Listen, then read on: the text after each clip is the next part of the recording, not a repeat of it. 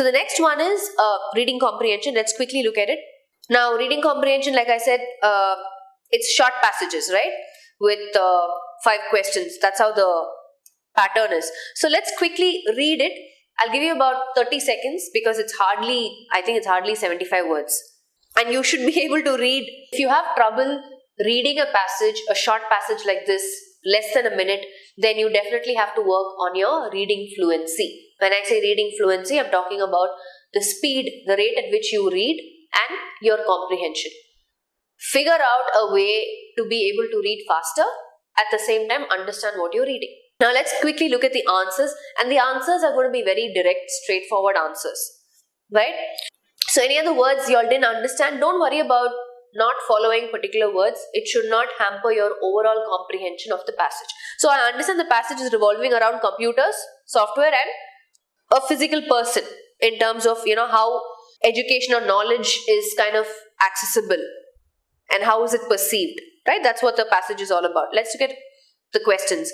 According to the author, human intervention will always be required in order to options: repair broken down machines, determine the specific needs of the individual, update old software, build bigger machines. What's the passage referring to? This is an easy one. Human intervention will always be required in order to do what? Which one of these? Option A, B, C or D?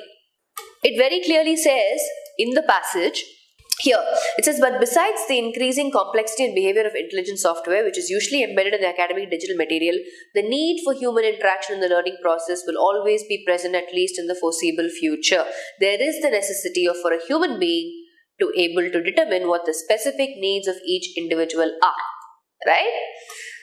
So obviously, it's B.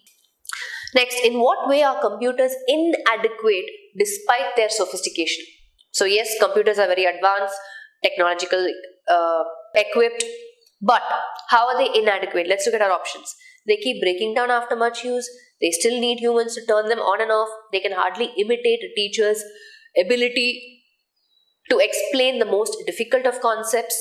They require humans to update them periodically. This again, we have a very clear answer, right? If you've read the passage, if you understood what the passage says, it's option C.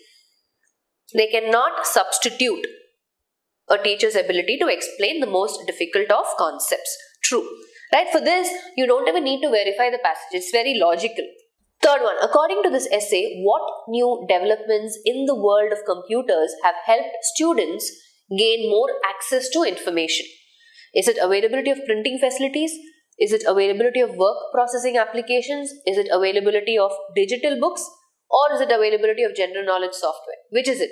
In the passage, again, it very clearly says, at a higher educational level, the availability of digital books, simulators and other academic materials provides the student with an ever-accessible source of information that otherwise would not be at hand.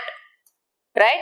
It is not option D, but it is option C. Availability of digital books. Yes. The next one, that computers make learning easier is a fact. Is it contested by a few?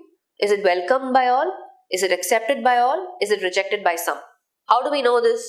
So the statement is, computers make learning easier is a fact. Contested by a few means? To contest means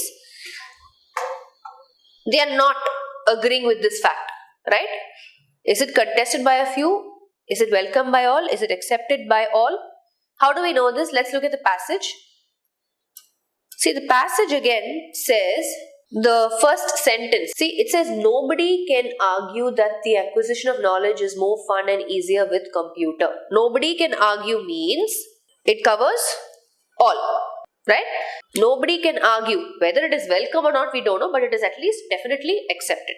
So option C, it is not contested, it is not rejected.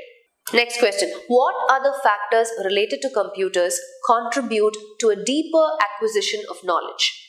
Option A, relaxing attitude and software interactivity, convenience of usage and design, prompt response and accuracy, user friendliness and easy accessibility. Now the problem is, even if we agree to all of these options, we always have to rely on the passage, right? Our answer has to be, there should be supporting evidence from the passage for the answer. So where is our supporting evidence? Let's go back to the passage.